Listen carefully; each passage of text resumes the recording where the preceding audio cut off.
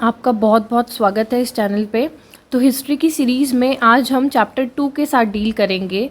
Chapter का नाम जैसे कि आपको दिख रहा है, from hunting gathering to growing food. देखिए, नया चैप्टर पढ़ाने से पहले थोड़ा पुराने चैप्टर का मैं आपको रिकैपिचुलेट कराऊंगी, यानी रिवीजन कराऊंगी, ताकि आप कनेक्ट कर पाएँ उस चीज़ को। तो देखिए, हमने लास्ट क्लास के अंदर अभी तक क्या चीज़ देखी थी। हमने देखा था कि अर्लियर एविडेंस ऑफ मैन आपको कहाँ पे मिला है, नर्मदा रिवर के पास आपको सबसे पहला एविडेंस मिला है ह्यूमन बीइंग का।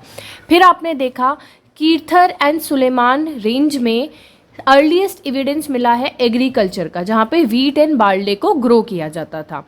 गारो हिल्स, विंध्या के नॉर्थ में राइस ग्रो किया जाता है, ये सब आपने देखा।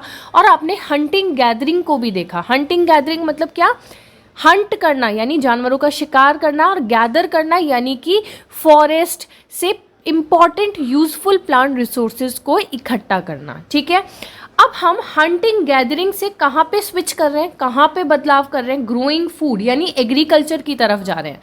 तो कैसे human being hunting gathering society से एक एग्रीकल्चर, एक स्टेबल लाइफ की ओर बढ़ा, सेडेंट्री वे ऑफ लाइफ कैसे आया, यानी कि पहले इंसान एक जगह से दूसरी जगह घूमता रहता था, है ना। अब कब तक घूमेगा, तो वो जब उसने फसलों को उगाना सीखा तो एक जगह स्टेबल लाइफ हो गई उसकी। एग्रीकल्चर के कारण वो एक जगह रुक गया अपना, वहीं पे उसने फिर घर बसाया, वहीं खेती की, जानवरों को पाला, डोमेस्टिकेशन किया। तो देखिए कैसे कैसे किया, इस चैप्टर में अब हम वो डील करेंगे। देखिए, अब हम चैप्टर को शुरू करते हैं। तो क्लास 6 में जितने भी चैप्टर हैं उनकी शुरुआत में देयर इज़ अ क्वेश्चन। तो यहाँ पे तुषार एक क्वेश्चन करता है। जब तुषार अपनी ट्रेन जर्नी कर रहा होता है तो उसके दिमाग में एक क्वेश्चन आता है कि सबसे पहली ट्रेन 150 साल पहले शुरू की गई, 150 ईयर्स अगो। तो यहाँ पे एक फैक्ट मैं आपको लिखवा रही हूँ, you should note it down. आप यहीं पे अपने नोट्स बनाते चलेंगे, जो भी इंपॉर्टेंट पॉइंट्स मैं आपके साथ डिस्कस कर रही हूँ। इंडिया के अंदर फर्स्ट रेलवे लाइन 1853 में बिछाई गई, मतलब फर्स्ट रेलवे लाइन जो थी। और फर्स्ट ट्रेन कहाँ से चली, Mumbai to Thane in 1853, Mumbai to Thane, इसको आप नोट कर लेंगे। दूसरी चीज़, एक चीज़ और, सेकंड पॉइंट आप नोट करेंगे। अब इस चैप्टर के अंदर आप देखेंगे जिस रेलवे लाइन की बात हो रही है, 1856 में सेकंड कंस्ट्रक्शन हुआ। सेकंड जो रेलवे लाइन बिछाई गई वो कराची से लाहौर यानी पाकिस्तान, आज के पाकिस्तान में है, वहाँ करी गई। कराची से लाहौर, तो वहाँ पे अब इसका जो ये चीज़ है ना, ये मैं आपको समझाऊंगी। तो इन दोनों चीज़ को आप नोट कर लेंगे। 1853 में पहला मुंबई टू थाने और 1856 में कराची टू लाहौर। आगे देखेंगे। अब देखिए, अब अर्लीस्ट पीपल की अगर हम बात करें, जो शुरुआती लोग थे, जो सबसे अर्लीस्ट लोग थे, why were they on the move, वो क्यों एक जगह से दूसरी जगह घूमते रहते थे। यानी हंटिंग गैदरिंग सोसाइटी की जब हमने बात करी थी, तो why hunter gatherers use to move from one place to another, क्यों जाते थे। तो उसका रीज़न हमने डिस्कस किया था। ये जो मैंने आपको हाईलाइट किया हुआ है, ये आपका सेगमेंट एनसीईआरटी में है, इसी से आप अपने नोट्स प्रिपेयर करेंगे। देखिए, फर्स्ट जो कारण है, हंटर गैदरर्स का क्या काम है, वो हंट करते थे वाइल्ड एनिमल्स को। यहाँ पे आप देखेंगे, hunted wild animals, caught fish, birds, gathered fruits, roots, nuts, seed, leaves, stalks and egg. जो हमारे हंटर गैदरर्स थे वो वाइल्ड एनिमल को शिकार करते थे, उनका फ्रूट्स, रूट्स, नट हों, सीड्स हों, स्टॉक्स हों या एग हों, उनको कलेक्ट करते थे। ठीक है, और एक जगह से दूसरी जगह क्या करते थे, दे कीप ऑन मूविंग। ठीक है, अब उसका क्या रीज़न है, सो आप नोट करेंगे। फर्स्ट रीज़न, अगर वो एक ही जगह पे लंबे समय तक रुकेंगे तो उस जगह की सारी रिसोर्सेज एक टाइम पे क्या होंगी, ख़त्म होंगी। ये बात तो आप समझ ही रहे हैं। मान लीजिए आपके घर में 5 किलो आटा है, तो एक टाइम तो ऐसा आएगा ना जब वो 5 किलो आटा ख़त्म होगा और आपको दोबारा खरीदना पड़ेगा। तो सेम, अगर आप एक जगह रह रहे हो और वहाँ की आपने सारी रिसोर्सेज, वहाँ के सारे फल सब्जी, जितनी भी सीड्स हैं, सब खा लिए, सब यूज़ कर लिया, तो एक टाइम के बाद वो सारी एग्जॉस्ट हो जाएंगी, ख़त्म होंगी। तो आपको उसकी तलाश में दूसरी जगह जाना पड़ेगा। तो आपको ये वाला फर्स्ट पॉइंट यहाँ से, ये पैराग्राफ में आपका फर्स्ट पॉइंट है, ये आपको क्लियर हो गया होगा। सेकेंड पॉइंट आप देखेंगे, सेकेंड ये वाला, animals move from place to place. अब मैंने आपको बताया हंटर गैदरर, हंटर जो शिकार करते हैं, अब जानवर एक जगह तो नहीं रुकेगा, है ना, जानवर एक जगह से दूसरी जगह मूव करेगा, तो इसीलिए हंटर गैदरर्स जो थे उन जानवरों के पीछे पीछे दूसरी जगह पे उनका शिकार करते करते पहुंच जाते थे। So animals move from place to place either in the search of smaller prey or in the case of deer and wild cattle in search of grass and leaves। तो एक उदाहरण यहाँ पे दिया गया है कि जैसे कि आपने देखा कि जो डियर है वो घास की तलाश में, एक जगह के घास के मैदान खत्म हो गए, सारी घास खत्म हो गई, तो दूसरी जगह जाएगा, तो उन्हीं के पीछे पीछे जो हंटर्स हैं वो भी मूव करेंगे। या फिर हो सकता है कि जानवर ही जिस एनिमल को खाते हैं, जिसका शिकार करते हैं, वो कहीं दूसरी जगह गया तो उसके पीछे पीछे वो जाएंगे और उनके पीछे पीछे हंटर्स जाएंगे। तो ये वाला बहुत ईजी चीज़ है, क्लियर हो गई होगी आपको। आपकी एनसीईआरटी में ऐसे 4 पॉइंट्स हैं, 4 कारण बताए गए हैं कि हंटर गैदरर्स एक जगह से दूसरी जगह क्यों जाते हैं। हमने 2 डिस्कस किए। Now we see the third point. देखिए थर्ड है प्लांट्स एंड ट्रीज। यहाँ पे बात करी गई है plants and trees bear fruit in different season, so people may have move from season to season in search of different kind of plant. अब आप एक बात बताइए, क्या आम पूरे साल मिलता है आपको खाने को, एक पर्टिकुलर सीजन के अंदर आता है? तो ऐसे ही जो फल सीजनल होते हैं, यानी एक पर्टिकुलर सीजन में है, तो अगर वो उस सीजन में, तो फिर नेक्स्ट सीजन में नहीं होगा, उन पे हमें फ्रूट नहीं मिलेंगे, तो उस केस में क्या करेंगे, वो किसी दूसरी जगह जाएंगे ऐसे प्लांट के पास जो उस सीजन में हमको फ्रूट या देगा। ठीक है, तो सीजन में, हर सीजन में प्लांट्स अलग अलग टाइम पे फल देते हैं, तो उसी के उसमें वो दूसरी जगह मूव करेंगे। फोर्थ पॉइंट है, फोर्थ पॉइंट देखेंगे, plant and animals need water to survive. देखिए water is very essential, we all know that, पानी बहुत ज़रूरी है। तो पानी की तलाश में, है ना, अब नदी या कहीं जो भी पानी की सोर्सेज हैं, लेक है, कोई झरना है, स्ट्रीम है, रिवर है, ठीक है, कुछ पेरिनियल होती हैं। Many rivers and lakes are perennial, यानी उन जिनमें पूरे साल पानी रहता है, लेकिन कुछ सीजनल होती हैं, तो इनको अंडरलाइन करिए, पेरिनियल और सीजनल। पेरिनियल वो होती हैं जिसमें पूरे साल उस नदी में पानी रहता है, और आपने कई नदियां ऐसी होंगी जो सीजनल होती हैं, यानी कि उसमें एक निश्चित सीजन के अंदर ही पानी है। तो फिर पानी की तलाश में अगर वहाँ सीजनल रिवर हैं और उसका पानी खत्म हो गया, तो हमें दूसरी जगह मूव करना पड़ेगा। तो आपको ये सारी चीज़ें क्लियर हो गई, ये चारों पॉइंट्स आप ध्यान रखेंगे। अगला प्रश्न आता है, how do we know about these people? जो हंटर गैदरर सोसाइटी है उसके बारे में आज के हिस्टोरियंस ने कैसे पता लगाया? ये बहुत इंपॉर्टेंट है, जब हम हिस्ट्री को पढ़ते हैं तो हमें उसकी सोर्सेज जरूर पता होने चाहिए। We have discussed about the term sources in the last chapter, कि कहाँ से आपको इन्फॉर्मेशन मिल रही है। तो अगर मेरे को हंटर गैदरर सोसाइटी के बारे में मैंने जाना, तो उसकी सोर्स क्या है? जो मुझे स्टोन टूल्स मिले हैं। अब आप एक बात सोचिए कि पहले ना कोई औजार हुआ करते थे, है ना, कोई भी औजार नहीं था, तो यानी जो भी हंटर गैदरर्स थे उन्होंने खुद ही क्या किया, जो भी पत्थर है उनसे टूल्स को बनाने की शुरुआत करी। हंटर गैदरर्स ने क्या किया, खुद ही टूल्स बनाए, स्टोन टूल्स को बनाया उन्होंने। अब देखिए जो ये टूल्स थे ये या तो पत्थर के हुआ करते थे, स्टोन टूल्स हो सकते थे, या वो वुड के, लकड़ी के होते थे, क्योंकि लकड़ी भी इजीली अवेलेबल थी उस टाइम पे, या वो बोन, एनिमल्स जो थे उनकी जो हड्डियां हैं उनके बोन से भी उन्होंने टूल्स को बनाया। अब वो उन टूल से क्या क्या काम करते थे? देखिए स्टोन टूल्स शार्प होते हैं, है ना, स्टोन टूल्स बहुत ज़्यादा शार्प हैं, तो इसीलिए उनसे उन्होंने मीट और बोन को कट करने में हेल्प करी। या अगर हमें पेड़ की छाल को छीलना है, ठीक है, उसकी तो स्क्रैप बार्क, और नेक्स्ट है चॉप फ्रूट एंड रूट्स, तो हमको उसके लिए भी कोई शार्प टूल चाहिए होगा, तो उसमें भी हमें स्टोन टूल्स को हमने यूज़ किया।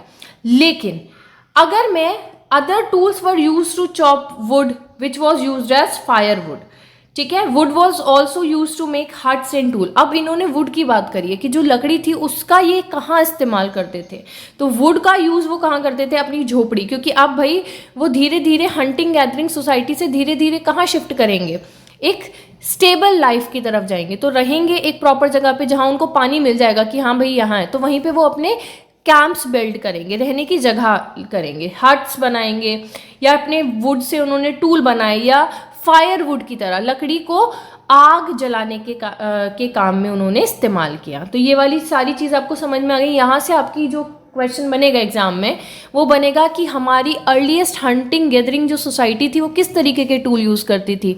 सो they used tools made up of stone, wood and bone. Is it clear?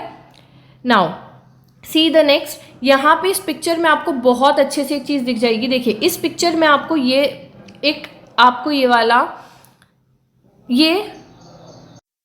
Stone tool आपको दिख रहा है। ये क्या है? स्टोन टूल आपको यहाँ पे विजिबल है।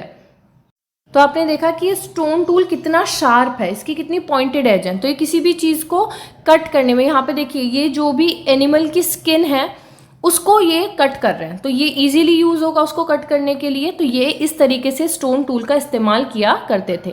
आपको ये वाला डायग्राम अच्छे से समझ में आ गया होगा। देखिए stone tool may also have been used for, left side के अंदर क्या दिखाया गया स्टोन टूल का उन्होंने कहाँ इस्तेमाल किया? ग्राउंड को खोदने में, है ना, मिट्टी को खोदने में। Digging the ground to collect edible roots, जिन प्लांट की रूट्स को आप खा सकते हैं, एडिबल हैं यानी कि जिन्हें खाया जा सकता है, उसको खोद के तो निकालेंगे। तो वहाँ भी उन्होंने स्टोन टूल्स का इस्तेमाल किया। और राइट साइड की जो फिगर है यहाँ पे आपको दिख रहा है stitching clothes made out of animal skin. Animal skin से वो पहनने के लिए, आपने देखा होगा, आपने सुना होगा, आदि मानव जानवर की खाल को पहनता था, है ना। तो उससे क्लोथ बनाने के लिए, उसको स्टिच करने के लिए भी उन्होंने स्टोन टूल्स का इस्तेमाल किया। तो यहाँ तक की सारी स्टोरी आपको अच्छे से क्लियर हो जानी चाहिए। बिल्कुल जैसे आप मूवी देखते हो ना, और मूवी देखते ही आपके दिमाग में सब चीज़ घुस जाती है, तो ऐसे ही इस वीडियो को देख के, सुन के इतने अच्छे से समझना है कि सारी चीज़ आपके माइंड में रिकॉर्ड हो जाए। अब जो चीज़ मैं आपको पढ़ाने वाली हूँ ये आप वेरी वेरी इंपॉर्टेंट लगा लो। इससे पेपर में 101% आपका क्वेश्चन आएगा। कौन कौन सी साइट्स थी जहाँ पे हमारी हंटिंग गैदरिंग सोसाइटी के एविडेंस मिले हैं? सबसे पहले जो घुमंतू लोग थे, जो एक जगह से दूसरी जगह घूमते थे, वो किस तरीके, कहाँ कहाँ उन्होंने अपना रहना शुरू किया, तो वो साइट्स हम देखेंगे। तो उसको देखिए इधर। तो देखिए मैप को बिल्कुल अच्छे से समझना शुरू करेंगे। पहले नॉर्थ वाला देखेंगे। नॉर्थ में आप देखिए एक प्लेस है बुरज़ाहोम। ये आपको मैप में कहाँ दिख रही है? बुरज़ाहोम कश्मीर में है। लिख लीजिए एक एक जगह का क्या लोकेशन है, ये मोस्ट इम्पॉर्टेंट है। बुरज़ाहोम कहाँ है? कश्मीर में है, ठीक है। अब ये नॉर्दर्न साइड में आ गया। इसके बाद अगर हम नॉर्थ वेस्ट में देखें तो मेहरगढ़, इस जगह का क्या नाम है? मेहरगढ़। और ये आज के बलूचिस्तान प्रोविंस में आती है, पाकिस्तान के। Baluchistan province of Pakistan. Is it clear? Mehrgarh. दो चीज हमने देखी, Burzahom is in Kashmir and Mehrgarh is in Baluchistan, ठीक है। अब हम बात करते हैं सेंट्रल इंडिया की, यानी कि मध्य भारत की, सेंट्रल इंडिया की। तो वहां पे आपको एक चीज दिख रही है। पहले हम ब्लू वाली देखेंगे, जो ब्लू लोकेशंस हैं, आपको स्क्वायर में ब्लू लोकेशंस है। अब आपको दिख रही कोल्डीवा। कोल्डीवा ये है यूपी में। कहाँ पे है ये? यूपी में, उत्तर प्रदेश में। आज का इलाहाबाद रीजन जो आपने सुना होगा, अब प्रयागराज हो गया है, तो वहां पे कोल्डीवा सिचुएटेड है। नेक्स्ट जो इंपॉर्टेंट साइट्स है, नीचे आप देखिए। अब हम साउथ की तरफ जाते हैं, यानी कि दक्षिणी भारत की ओर जाएंगे, तो आपको दिखेगी हल्लूर। क्या नाम है? हल्लूर। ये कहाँ पे है? हल्लूर है कर्नाटक में, कर्नाटका में, ठीक है। इन सब का आज प्रेजेंट डे लोकेशन क्या है ये बहुत इंपॉर्टेंट है। Burzahom is in Kashmir, Mehrgarh in Baluchistan, Hallur in Karnataka and Koldihwa is in Uttar Pradesh. तो इसको आप लिखेंगे। नेक्स्ट है पय्यमपली। पय्यमपली, ये देखिए पय्यमपली, ये कहाँ पे है? ये है तमिलनाडु में, तमिलनाडु रीजन में पय्यमपली। दाउजली हादिंग ये कहाँ पे है? ये है असम में। कहाँ पर है? असम में। तो आपने ये सारी साइट्स देख ली, इनके आपने लिख लिया कि प्रेजेंट डे लोकेशन कहाँ कहाँ है। अब आप देखेंगे जितनी भी अभी मैंने आपको साइट्स बताई, ये सारी साइट्स नियोलिथिक साइट्स हैं। नियोलिथिक। अब ये क्या है? नियो भाई ये तो नया सा शब्द आ गया। नियोलिथिक क्या है समझेंगे, घबराइए मत, सब समझाऊंगी, लेकिन जो चीज़ समझा रही हूँ उसको ध्यान से समझते चलना है। नियोलिथिक साइट्स कौन कौन सी? अब तक हमने नियोलिथिक साइट्स को देख लिया है। बुरज़ाहोम आपने देखा, बुरज़ाहोम कश्मीर में, मेहरगढ़ बलूचिस्तान में, कोल्डीवा और महागढ़ ये दोनों ही यूपी में। देखिए एक चीज़ रह गई थी, महागढ़। एक महागढ़ है, एक मेहरगढ़ है। दोनों में बच्चे बहुत ज़्यादा कंफ्यूज हो जाते हैं, इसको ध्यान रखिएगा, महागढ़ और मेहरगढ़। मेहरगढ़ बलूचिस्तान में है, महागढ़ उत्तर प्रदेश में है, ठीक है। एक चिरांद है, चिरांद ये बिहार के अंदर है। एक साइट और है चिरांद, ये कहाँ पर है? बिहार के अंदर, चिरांद बिहार। महागढ़ यूपी। बाकी आपने सारी देख ली हैं।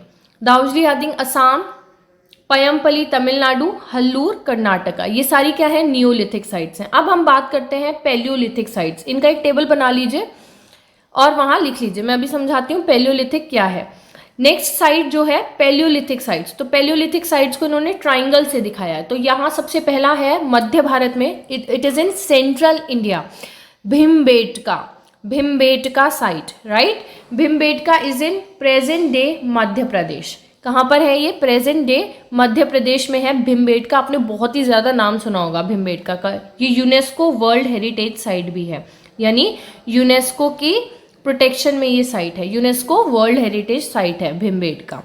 Next, moving on to the southern part of India, that is Kurnool caves. Kurnool caves is in Andhra Pradesh. Kurnool caves कहाँ पर है? Kurnool caves are in Andhra Pradesh. तो ये कहाँ पर है? आंध्र प्रदेश में। हुंसगी ये कर्नाटका में है, हुंसगी इज इन कर्नाटका। ये पैलियोलिथिक साइट्स हमने देख ली, तो ये चीज़ आपको क्लियर हो गई होगी। अब नेक्स्ट हम मूव करते हैं मेगालिथिक साइट्स पे। Megalithic sites, megalithic sites green colour में आपको दिखाई हुई हैं, ग्रीन कलर के अंदर। तो चलिए हम भी ग्रीन कलर ही ले लेते हैं। ग्रीन कलर में आदि चन्नलूर, ये तमिलनाडु में है, मेगालिथिक साइट है। फिर है ब्रह्मगिरी, ब्रह्मगिरी, ये ब्रह्मगिरी कहाँ पे है? ये कर्नाटक में है, ब्रह्मगिरी कर्नाटक में है। ये मेगालिथिक साइट है। मैप में आपको नीचे यहाँ दिख रहा है ना कि कौन कौन सी साइट्स क्या हैं। तो मेगालिथिक साइट्स में आपने दो देखी, आदि चन्नलूर एंड ब्रह्मगिरी, ठीक है। और जितनी भी मेगालिथिक साइट्स हैं मोस्टली सदर्न इंडिया में ही हैं, तो आपको नॉर्दर्न इंडिया में कोई भी मेगालिथिक साइट नहीं मिलेगी, ठीक है। नेक्स्ट है मॉडर्न सिटीज़। अगर आप आज की सिटीज़ की बात करें, मॉडर्न सिटीज़ की, तो मुंबई, पहले बॉम्बे बोलते थे, आज मुंबई है ना। आप पता है सपनों का शहर मुंबई। कोलकाता ये मॉडर्न डे सिटी के अंदर है। तो ये सारी चीज़ आपने देखी, ये मॉडर्न सिटीज़ है। अर्ली विलेज की अगर हम बात करें, सबसे पुरानी जो ग्रामीण सभ्यता है या ग्रामीण कल्चर है, तो उसमें अर्लीस्ट हमारी विलेज क्या है? इनाम गांव। इनाम गांव ये पर्पल कलर में आपको दिख रहा है, इसको हम पिंक कलर में दिखा देते हैं। इनाम गांव ये, तो ये क्या है? इनाम गांव, ये महाराष्ट्र में है। आज के कौन से स्टेट में है? इट इज़ इन महाराष्ट्र, ठीक है। इनाम गांव ये आपने लिख लिया, कौन सा है ये? अर्लीस्ट विलेज है। नेक्स्ट आप देखेंगे तो ये आपका पूरा मैप क्लियर हो गया होगा, आपको यहाँ तक समझ में आया। तो ये मैप बहुत ही इम्पॉर्टेंट है, इसको बार बार रिवाइज करिएगा। अगर ये मैप आपको समझ में आ गया तो आपको सारी चीज़ अच्छे से क्लियर हो जाएंगी। ये थोड़ा सा भीमबेटका के बारे में मैं बता दूं, क्योंकि ये बहुत बहुत इम्पॉर्टेंट है। Bhimbetka is very very important palaeolithic site. It is in present day, it is in present state of Madhya Pradesh, ठीक है। एंड यहाँ पे क्या चीज़ फेमस है? ये एक ओल्ड साइट है जहाँ पे केव्स एंड रॉक शेल्टर्स मिले हैं, यानी कि गुफाएं, और गुफाओं के अंदर बहुत ही सारी पेंटिंग्स हमको मिली हैं, ठीक है। तो भीमबेटका पेंटिंग्स बहुत ज़्यादा फेमस हैं। तो यहाँ पे एक बार इसको रीड कर देती हूँ मैं सेगमेंट को। Bhimbetka is in present day Madhya Pradesh. This is an old site with caves and rock shelters and people choose these natural caves. ये नेचुरल केव्स हैं, यानी कि इंसान ने नहीं बनाया है इन गुफाओं को, ये नेचुरली प्रेजेंट हैं, ठीक है। तो ये भी बहुत इंपॉर्टेंट है, एक एक वर्ड हिस्ट्री में बहुत इंपॉर्टेंट है। अगर समझ के करोगे तो याद करने की जरूरत ही नहीं पड़ेगी। ये नेचुरल केव्स हैं क्योंकि because they provided shelter from rain, heat and wind. और भाई शेल्टर क्या काम करेगा? अगर आप है ना, शेल्टर हमें किससे? ये हमें शेल्टर देगा, रहने के लिए जगह देगा, रेन से बचाएगा, हीट से बचाएगा, और हवा, विंड से भी हमारी रक्षा करेगा। और ये जो भीमबेटका जो लोकेशन है ये कहाँ पे है? नर्मदा वैली में। मैंने नर्मदा वैली अब आपको पहले चैप्टर में, अगर आपने वीडियो देखी और नहीं देखी तो जाके देखनी है, क्योंकि हर एक चैप्टर आप सीक्वेंस वाइज करेंगे तो अच्छे से समझ में आएगा। नर्मदा वैली, नर्मदा रिवर का मैंने आपको बताया था किस तरीके से फ्लो करती है। ऊपर है विंध्या रेंजेस, ऊपर विंध्या रेंजेस हैं, और नीचे सतपुरा रेंजेस हैं, सतपुरा, और उनके बीच में ऐसे नर्मदा फ्लो करती है। और नर्मदा कहाँ से कहाँ फ्लो करती है? ऐसी डायरेक्शन में, यानी कि इधर से इधर, ईस्ट से वेस्ट की तरफ नर्मदा फ्लो कर रही है। ठीक है, तो यही भीमबेटका इसी नर्मदा वैली में लोकेटेड है। तो यहाँ तक आपको सारा कॉन्सेप्ट क्लियर हो गया होगा। बस एक चीज़ और बताती हूँ, फिर हम बाकी जो चीज़ें हैं वो नेक्स्ट वीडियो के अंदर कवर करेंगे। ठीक है, rock paintings and what they tell us. Rock paintings हमको क्या क्या बताती हैं। अब आपको यहाँ पे एक ये पिक्चर दिख रही होगी, इसको और जूम कर देती हूँ मैं। क्या इसे देख के कुछ समझ में आ रहा है? इसमें आपको कुछ ये समझ में आ रहा होगा कि ये व्यक्ति इस डियर, ये कुछ डियर जैसा सा लग रहा है और इसका शिकार कर रहा है। तो हमें जो गुफाएं हैं, जो केव्स हैं भीमबेटका की, उसमें कुछ इसी तरह की पेंटिंग्स हमको मिली हैं। So it is a painting from a rock shelter that showcases a scene of hunting. ये हंटिंग का कुछ हमें दिखा रहा है। तो इसी तरीके से केव्स में हमें बहुत सारे आदि मानव ने जो चित्र बनाए हैं वो इसी तरीके से हम पता लगा सकते हैं ना कि उस टाइम पे ऐसे इंसान हंट करता होगा। तो ये सोर्स है हिस्ट्री का जो हमें बहुत सारी इंफॉर्मेशन प्रोवाइड करता है। और ऐसी पेंटिंग्स कहाँ कहाँ पे मिली हैं आपको? मध्य प्रदेश एंड सदर्न उत्तर प्रदेश में आपको मिली हैं। These painting show wild animals drawn with great accuracy and skill. और आपने देखा होगा कितने अच्छे से उन्होंने, कितने स्किल्ड तरीके से पेंटिंग बनाई है कि बिल्कुल समझ में आ रहा है कि ये एक हंटिंग सीन है। तो आई होप कि आपको यहाँ तक चैप्टर बहुत ही अच्छे से समझ में आया होगा। यहाँ पे आपको कोई भी डाउट नहीं होगा। साइट्स, साइट्स क्या है? साइट उस जगह को बोला जाता है जहाँ पे हमें जो एविडेंस मिले हैं हंटिंग गैदरिंग सोसाइटी से, उनके टूल्स, पोर्ट्स, बिल्डिंग जो मिले हैं, वो उस एरिया को क्या बोला जाता है? साइट। इसी में आप एक टर्म लिखेंगे, आप नोट डाउन करेंगे अपने नोट्स में। एक टर्म होता है फैक्ट्री साइट। फैक्ट्री साइट ये बहुत ही इंपॉर्टेंट है।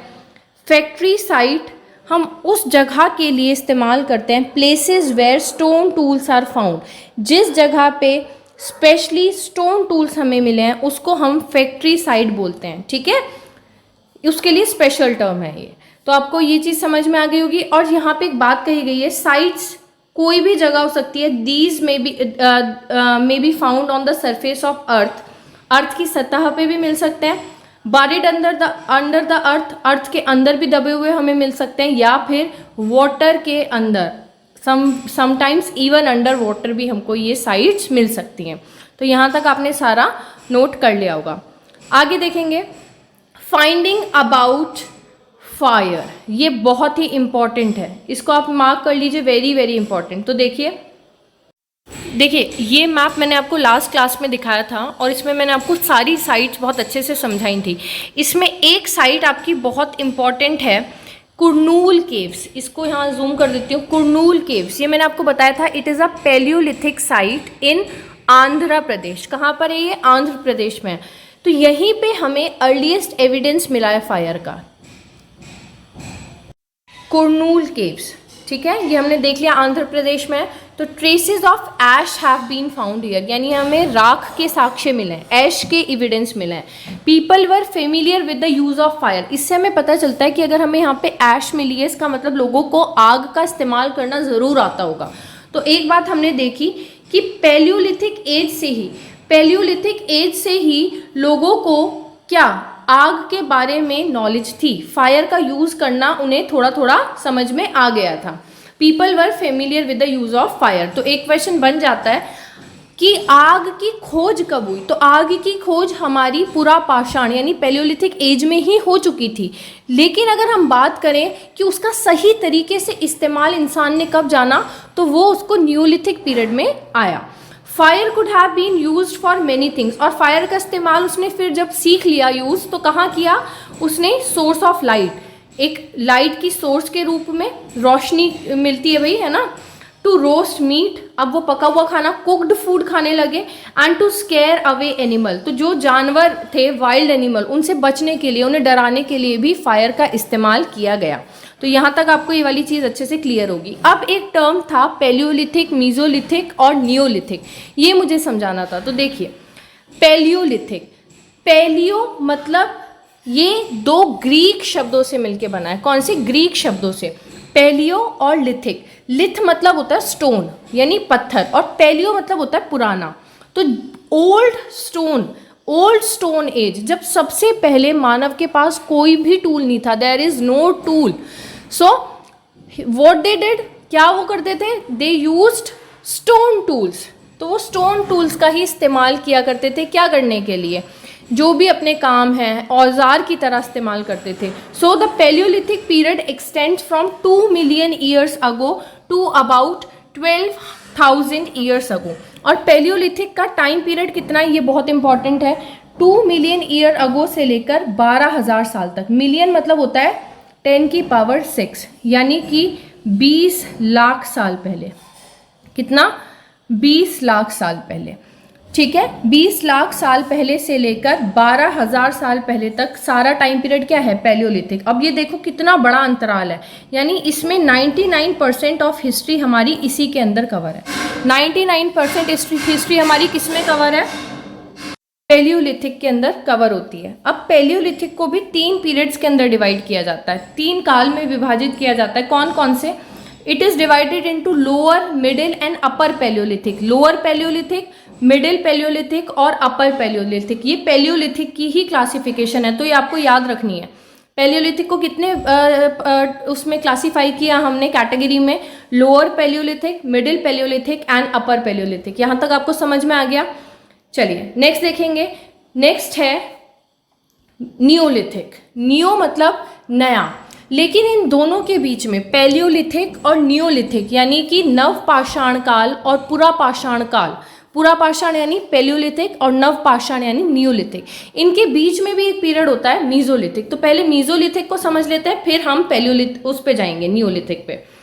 मीजोलिथिक यानी मिडिल स्टोन, जो पैलियोलिथिक से जैसे जैसे इंसान नियोलिथिक की ओर बढ़ा, तो उस ट्रांजिशनल फेज को हम क्या बोलते हैं, मीजोलिथिक बोलते हैं। उस ट्रांजिशनल फेज को हम क्या बोलते हैं, उस ट्रांजिशनल फेज को मीजोलिथिक बोलते हैं। Period when we find environmental changes beginning about 12,000 years ago till about 10,000 years ago is called mesolithic age. अब इसको समझने की कोशिश करिए। क्या था, एक आइस एज आई थी। आइस एज यानी सब चीज, पूरी अर्थ बर्फ से ढक गई, आइस एज, ठीक है। उस कारण, आइस एज के कारण क्या हुआ, जब सारी धरती आइस से कवर हो जाएगी तो सारे पेड़ पौधे सब चीज़ें नष्ट हो जाएंगी, क्या कोई सरवाइव कर पाएगा, नहीं। तो सारी प्लांट एनिमल सब क्या हो गए, एक्सटिंक्ट हो गए उस टाइम पे, यानी आइस एज के कारण खत्म हो गए, लुप्त हो गए।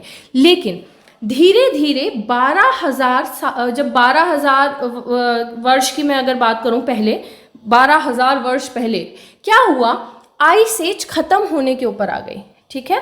यानी कि अब फिर से एनवायरमेंटल चेंजेस आएंगे। तो आइस एज जैसे ही खत्म हुई तो क्लाइमेट कैसा होगा, अब क्लाइमेट वार्म होने लगा, यानी धीरे धीरे क्लाइमेट गर्म होने लगा। अब जब क्लाइमेट गर्म होगा तो फिर से फ्लोरा एंड फौना यानी plant and animal species develop करेंगी, ठीक है। पहले तो सारी खत्म हो गई थी आइस एज में, लेकिन अब जैसे जैसे क्लाइमेट फेवरेबल हुआ, so flora and fauna species keep on growing, वो दोबारा से ग्रो करने लगी। समझ में आई ये वाली बात। तो उससे हमने क्या देखा, अब दोबारा से जो ये चेंज हुआ है, जब ये ट्रांजिशनल फेज आया कि भाई अब ग्रासलैंड्स बनने लगे, है ना, और जब ग्रासलैंड्स होंगे तो ग्रास को खाने वाले एनिमल, डियर, ये सब की प्रजातियां भी बढ़ेंगी। तो मीजोलिथिक के अंदर एनिमल्स एंड प्लांट स्पीशीज फिर से डेवलप हुई। Stone tools found during these period are generally tiny and are called microlith. Mesolithic में हमें जो स्टोन टूल्स मिलते हैं वो क्या कहलाते हैं, माइक्रोलिथ कहलाते हैं। अब मैं एक बहुत अच्छी बात आपको बताने वाली हूँ, आप ध्यान से सुनेंगे। पैलियोलिथिक एज में जब इंसान हंटर गैदरर था, वो उसका फर्स्ट फेज है। जब हम किसी भी चीज़ को समझना स्टार्ट करते हैं, अभी आपको हिस्ट्री थोड़ी बोरिंग लगेगी, लेकिन अगर आप पढ़ते रहोगे ना, तो एकदम से नहीं कह रही मैं, लेकिन जब आप पढ़ोगे तो आपको बहुत अच्छी लगने लगेगी। लेकिन उसके लिए क्या चाहिए, आपको डेली पढ़ना पड़ेगा। ऐसी प्रैक्टिस, एक सेंटेंस है ना, practice makes a man perfect, ये एक स्टेटमेंट है। तो ऐसे ही में जब इंसान ने पहली बार स्टोन टूल को यूज़ करना स्टार्ट किया, तो उनके स्टोन टूल बहुत अच्छे नहीं होते थे, है ना, ज़्यादा पॉलिश्ड नहीं थे, बहुत शार्प नहीं थे। लेकिन धीरे धीरे उन्होंने स्टोन टूल्स को और इम्प्रोवाइज अच्छा किया। तो जो स्टोन टूल्स हमें पैलियोलिथिक में मिले, उनसे ज़्यादा अच्छे मीजोलिथिक वाले थे। और उनसे भी ज़्यादा अच्छे नियोलिथिक वाले थे। तो मीजोलिथिक में जो हमें स्टोन टूल्स मिले उनको माइक्रोलिथ बोलते हैं, यानी वो थोड़े आकार में अब छोटे हो गए।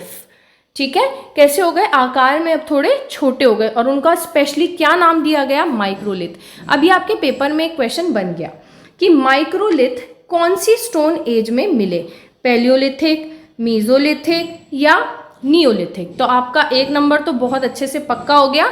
आंसर क्या होगा? मीजोलिथिक। ये समझ में आया। अब बात करते हैं मीजोलिथिक के बाद the next stone age is Neolithic, यानी नवपाषाण काल।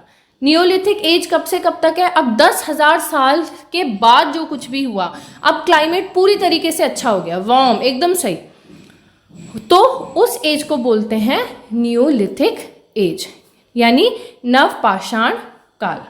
यहाँ तक आपको सब क्लियर होगा। अब एक बार एनसीईआरटी देखेंगे। देखिए, अब तक मैंने आपको जो भी पढ़ाया स्लाइड में वो आपका एनसीईआरटी में यहाँ पे दिया हुआ है इस ब्लू बॉक्स में, तो उसको आप देखेंगे तो आपको बहुत अच्छे से ये सारा का सारा समझ में आ जाएगा। नेक्स्ट हम मूव करते हैं अ चेंजिंग एनवायरनमेंट। अभी मैंने आपको समझाया कि 12,000 साल के बाद क्या होने लगा? There was a major shift, there was a major changes in climate, है ना। अब क्लाइमेट आइस एज के बाद कैसा होने लगा? वार्म कंडीशंस होने लगी। तो क्या हुआ? ग्रासलैंड्स डेवलप होने लगे, there is the development of grasslands, और उसके वजह से जो ग्रास को खाने वाले एनिमल्स हैं उनकी भी पॉपुलेशन क्या हो गई? इंक्रीज हो गई। तो ये सारे जानवर भी बढ़ने लगे।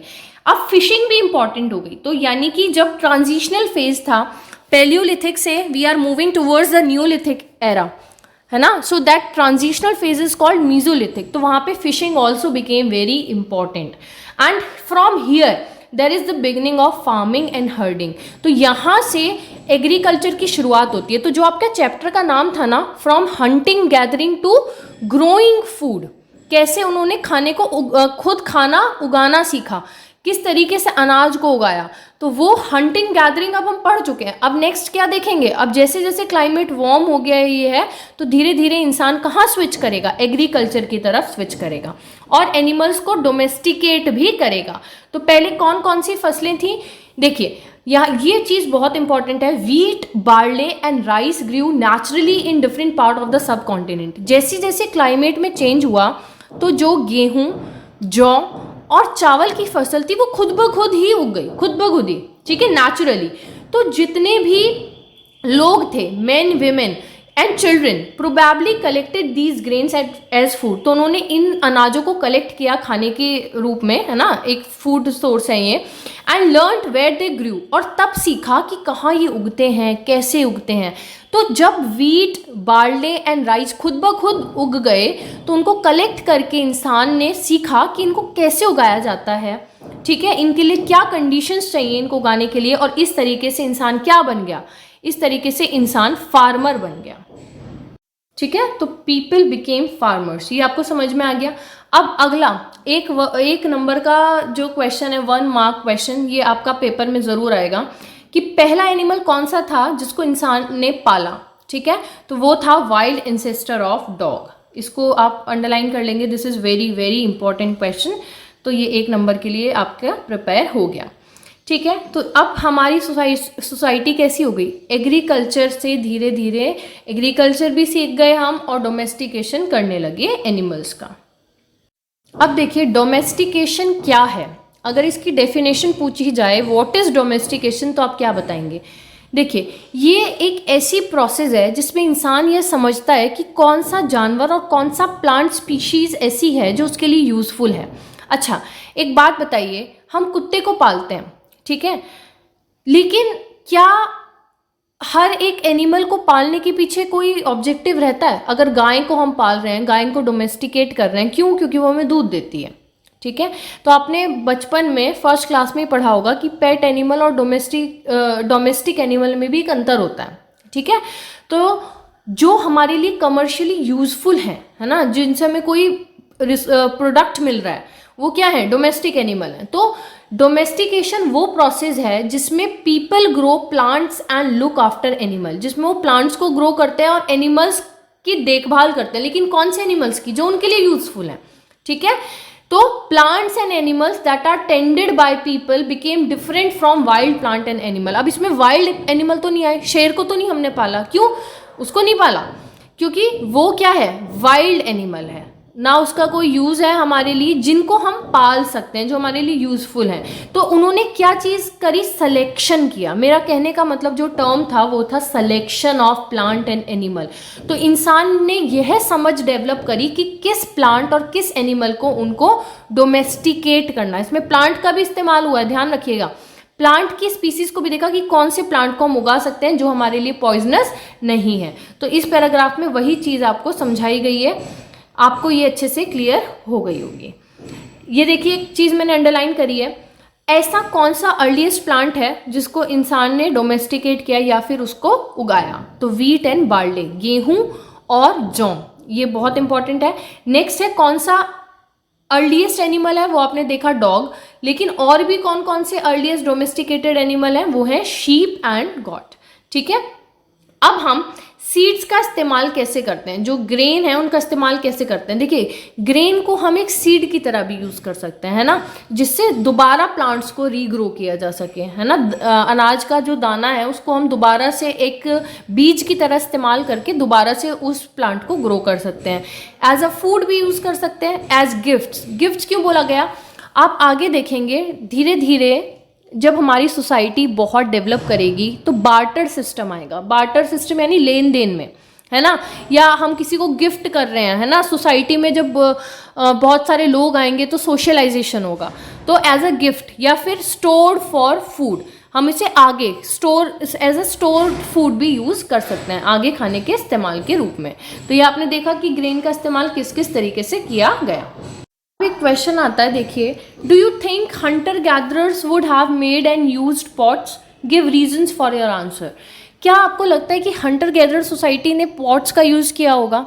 नहीं, उन्होंने पॉट्स का इस्तेमाल नहीं किया होगा। क्यों? क्योंकि वो जितना भी रिसोर्स कलेक्ट करते थे उसको तभी के तभी यूज़ कर लेते थे, कोई भी ऐसा बचता ही नहीं था कि जिसको वो स्टोर कर सकें। ऐसा स्टोरेज वाली चीज़ कब आई? जब उनके पास सरप्लस प्रोड्यूस हुआ, जब उन्होंने फसल को उगाना सीखा तो उनके पास बहुत सारा सरप्लस अमाउंट में वो था, ठीक है, सरप्लस अमाउंट में उनके पास प्रोडक्ट था, तब उन्होंने पॉट्स का इस्तेमाल किया स्टोरेज के लिए। तो हंटर गैदरर सोसाइटी को हम नहीं बोल सकते, लेकिन हाँ जैसे जैसे इंसान ने एग्रीकल्चर की तरफ स्विच किया तो उसने पॉट्स का इस्तेमाल किया। नेक्स्ट है, ये बहुत इंपॉर्टेंट है, देखिए ये किसके लिए ये इस्तेमाल किया गया। एक जगह मैंने आपको बताई थी बुर्ज होम, याद आया कुछ? बुर्ज होम कहाँ है? कश्मीर में। तो वहाँ की क्या कैरेक्टरिस्टिक है, इंसान के जो अर्लीस्ट एविडेंस मिले हैं एक प्रॉपर सेटल्ड लाइफ के, जहाँ वो रहने लगा, है ना, तो कैसी जगह पे रहता है? तो सबसे पहला जगह न्यूलिथिक साइट की हम बात कर रहे हैं, Burzahom. People built pit houses which were dug into the ground with steps leading into them. क्या था? बुर्ज होम में एक अलग तरीके का स्टाइल था रहने का, उनका अपना ही तरीका था। उन्होंने घर में नीचे खोद के सीढ़ियाँ बनाई हुई थी, यानी घर में पिट हाउसेस समझते हैं, मतलब नीचे खुदाई करके नीचे की ओर सीढ़ियाँ जा रही हैं, ऐसा था। तो these may have provided shelter in cold weather. तो अगर कश्मीर, आप जानते हैं कश्मीर में बहुत ठंड पड़ती है, तो सर्दी के टाइम में अगर वो नीचे की ओर शिफ्ट हो जाएं अपने घर में नीचे वाले हिस्से में जहाँ स्टेयर्स नीचे की ओर जा रही हैं, तो वो ठंड से बच पाएंगे। तो archaeologist have also found cooking hearth both inside and outside the huts. तो उनको खाना पकाने के लिए जो कुकिंग वाली जगह होती है ना, वो आपको घर के अंदर भी मिली और बाहर भी, यानी कि लोग खाना को अंदर भी पकाते थे घर के और बाहर भी। हो सकता है गर्मियों में बाहर की तरफ स्विच कर लें और सर्दियों में ठंड रहती थी इसीलिए वो खाने को घर के अंदर पकाते थे। तो ये वाली बात समझ में आई। तो ये वाली बात कहाँ की है? ये सारी कैरेक्टरिस्टिक्स आपको बताई गई है बुर्ज होम की, और बुर्ज होम मैंने आपको दिखाया था कहाँ पे है, कश्मीर में है, ये आपको क्लियर हो जाना चाहिए।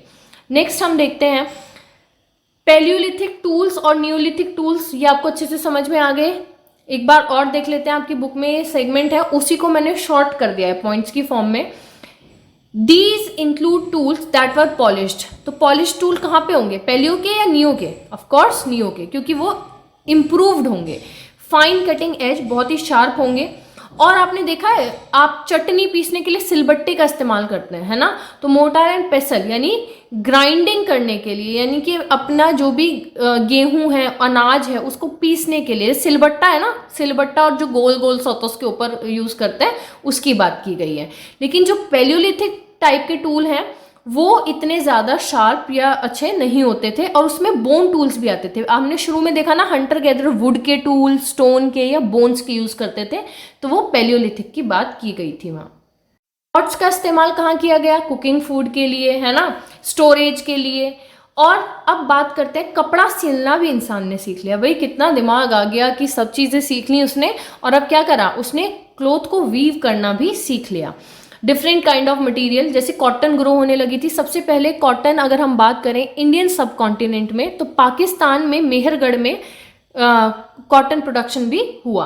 तो जब कॉटन का लोग प्रोडक्शन करने लगे तो उन्होंने उससे कपड़ा बनाना भी सीख लिया। तो देखिए इंसान कितना तेज़ है, इंसान को जैसे एक चीज़ पता चली उसने उस चीज़ का इस्तेमाल दूसरा, तीसरा, चौथा, इस तरीके से एक के बाद एक उसके इस्तेमाल को और अच्छे से करना सीख लिया।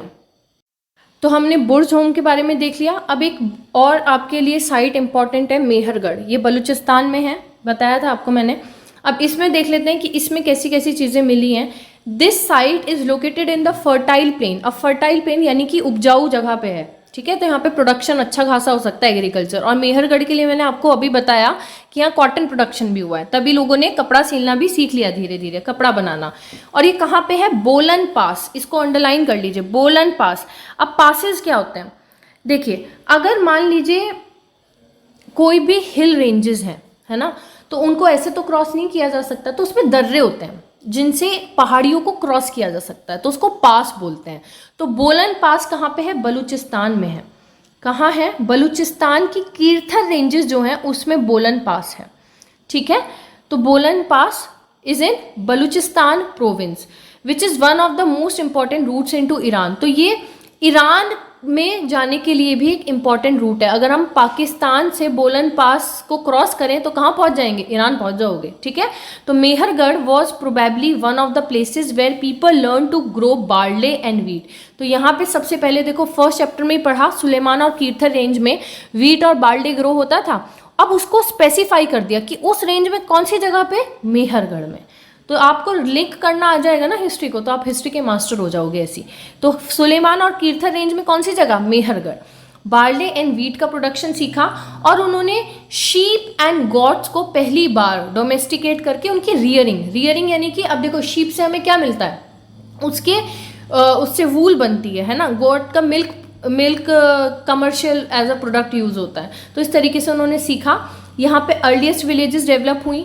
एनिमल बोन्स भी हमको मिले हैं, और कुछ वाइल्ड एनिमल्स के बोन भी मिले हैं, जैसे डियर एंड पिग, और शीप एंड गॉट के बोन्स भी मिले हैं। तो मेहरगढ़ की क्या क्या करेक्टरिस्टिक्स हैं, क्या विशेषताएं हैं, यहाँ से आप पॉइंट्स बना लेंगे। यहाँ पे एक और इम्पॉर्टेंट चीज़ आपको मिली है, रिमेन्स ऑफ स्क्वायर और रेक्टेंगुलर हाउस। यहाँ पे जो घर की जो शेप थी वो कैसी थी? स्क्वायर और रेक्टेंगुलर हाउसेज मिले हैं, और ईच हाउस हैड 4 और मोर कंपार्टमेंट, और हर घर के अंदर 4 या 4 से ज़्यादा हिस्से, कंपार्टमेंट या रूम्स हुआ करते थे, ठीक है। और किस लिए इस्तेमाल होता था इतने सारे रूम्स का? क्योंकि वहाँ पे स्टोरेज किया जा सकता था। मेहरगढ़ एक बहुत इंपॉर्टेंट फर्टाइल प्लेन है, तो वहाँ पे एग्रीकल्चर बहुत अच्छा होगा, और एग्रीकल्चर बहुत अच्छा होने के कारण वहाँ पे प्रोडक्शन बहुत ज़्यादा होगा, और जब प्रोडक्शन बहुत ज़्यादा होगा तो स्टोरेज करने के लिए जगह भी चाहिए, इसीलिए वहाँ पे बहुत सारे कंपार्टमेंट हर घर में मौजूद थे। जब लोग मर जाते थे वहाँ पे, तो वहाँ पे लाइफ आफ्टर डेथ का कॉन्सेप्ट था, यानी कि वो मानते थे कि इंसान मरने के बाद भी लाइफ होती है। तो इसीलिए इंसान के मरने पे वो उसके साथ किन किन चीज़ों को दफना देते थे जो उसके मरने के बाद वाली लाइफ में काम आएंगी। यानी कि कई बार वहाँ पे हमको ऐसे एविडेंस मिले कि हमें ऑर्नामेंट्स मिले, दफनाए गए लोगों के साथ आभूषणों को दफना दिया गया या गोट को दफना दिया गया, तो because they believe in the life after death concept, ठीक है। तो यहाँ पे ये चीज़ आप देखेंगे, देखिए आपको ये दिख रहा है, ये एक बरियल है, यानी कि एक कब्र दिखाई गई है, किस तरीके से दफनाया गया है। तो इसमें आपको देखो अलग अलग आपको स्केलेटन दिख रहे हैं। इसमें गोट का स्केलेटन भी है, इंसान के साथ गोट को दफनाया गया है। क्यों? क्योंकि वो लाइफ आफ्टर डेथ के कॉन्सेप्ट में बिलीव करते थे। तो burial is one such arrangement. Several burial sites have been found at Mehrgarh, और डेड बॉडी किसके साथ बरी करते हुए हमें मिली है एक एविडेंस, गॉट यानी बकरी के साथ दफनाया गया है, क्योंकि वो मानते थे कि ये बकरी अगले जन्म में उनके खाने के काम आएगी। ठीक है, अब एक ये बॉक्स जो है ना, इसको कई बच्चे छोड़ देते हैं, लेकिन पेपर में केंद्रीय विद्यालय में या सीबीएसई के जितने भी स्कूल हैं उसमें ना ज़रूर ये क्वेश्चन बन ही जाता है कि इस बॉक्स में से 1 नंबर का क्वेश्चन वो बना देंगे, 1 मार्क्स का या 2 mark question, true false, fill in the blank की फॉर्म में आ जाएगा। तो केव पेंटिंग फ्रांस की बात करी गई है, फ्रांस में जो केव पेंटिंग है उसके बारे में यहाँ पे बताया गया है। फ्रांस आप अपने, ये आपका होमवर्क है, आप खुद ही एटलस से फाइंड करेंगे कि फ्रांस कहाँ पे है। उसमें एक केव की बात करी गई है जिसमें कुछ पेंटिंग्स हैं। किसकी पेंटिंग्स हैं? Many of these were of animals such as wild horse, जंगली घोड़े की पेंटिंग मिली है। ठीक है, wild form of cattle, bison, rhinoceros, bear, reindeer, painted in bright colour, और ब्राइट कलर में वो बनाई गई हैं। तो कौन कौन से जानवर हैं और कैसे कलर का यूज़ किया गया है? ब्राइट कलर का इस्तेमाल किया गया है। और ये कलर कहाँ से मिले हैं? इन कलर को कैसे बनाया गया है? उन्होंने इन कलर को मिनरल से बनाया है। ठीक है, ऑक्रे और आयरन ओर एंड चारकोल, इनका इस्तेमाल किया गया है। तो आप यहाँ से इसको नोट्स में प्रिपेयर कर लेंगे। ये पेंटिंग है, देखो कितने ब्राइट कलर का, शानदार कलर का इस्तेमाल हुआ है। अब एक चीज़ और, टर्की को भी लोकेट करेंगे मैप में। अगर नहीं हो पाएगा तो कमेंट्स में बता देना, मैं अगली वीडियो में दिखा दूंगी। ठीक है, यहाँ पे एक जगह है कैटल हायक, ये टर्की में है और ये एक न्यूलिथिक साइट है। बस इतना याद रखना, पूछ लेंगे कैटल हायक कौन सी साइट है या न्यूलिथिक साइट जो है टर्की में, उसका नाम बताएं किसी भी तरीके से, तो आपको पता होना चाहिए। ठीक है, आई थिंक इसकी प्रोनाउंसिएशन मैं सही कर रही हूँ, कैटल हायक। ठीक है, आप चेक कर सकते हैं जितने कीवर्ड्स हैं, hunter gatherer, site, habitation, factory, palaeolithic, mesolithic, microlith, domestication, farmer, herder, neolithic, burial, I think सब आपको क्लियर हो गया होगा। अगर कोई भी चैप्टर में डाउट रहता है तो आप पोस्ट करिए डाउट सेक्शन में, और अगर आप चाहते हैं कि आपको मैं क्वेश्चंस भी प्रोवाइड करूँ इन चैप्टर के, 1 लाइनर या कुछ, तो आप बताइएगा, we will provide you that such questions. और अगर अब आपको वीडियो अच्छी लगी तो don't forget to subscribe, like, comment and share the video. Thank you everyone.